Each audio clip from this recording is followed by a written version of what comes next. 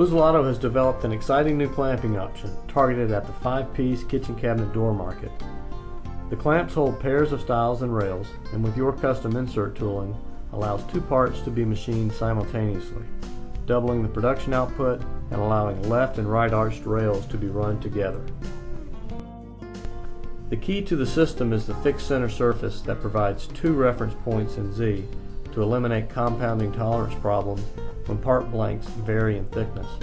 The top of the clamp opens up and the bottom drops for easy loading. Delmac can provide insert tooling designed to machine stiles and rails up to 21 millimeters thick.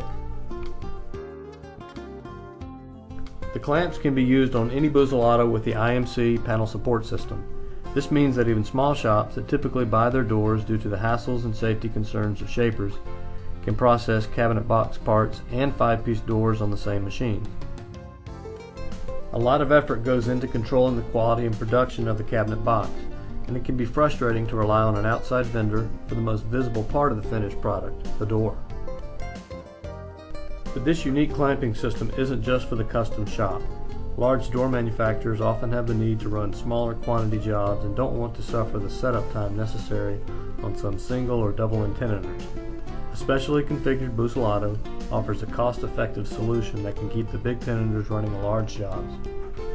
If the tenon machines do not have arching capability, the Busellato can handle these parts with a parametric program that can produce custom arches with no setup time or fixtures. Delmac has developed a parametric program with variables for the length and width of the stiles and rails, the top rail arch radius, and other details to provide a powerful programming solution with Genesis Evolution, standard on all Busellatos. The cycle in the following video will produce stiles, rails, and center panels for a pair of doors. Outside edge detail, while not shown in the video, can be done by holding the door with vacuum pods under the stiles and rails. Also not shown in the video is a sanding operation, which is certainly possible on the Busellato.